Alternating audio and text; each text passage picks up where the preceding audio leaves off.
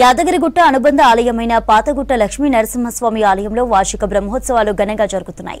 ఇవాళ స్వామివారు శ్రీరామ అవతారంలో హనుమంత వాహన సేవలో భక్తులకు దర్శనాన్నిచ్చారు. ఇవాళ రాత్రి స్వామివారి తిరుకల్యాణోత్సవం నిర్వహించనున్నారు అర్చకులు. ఇక 13న అష్టోత్తర శతఘటాభిషేకంతో బ్రహ్మోత్సవాలు ముగియనున్నాయి.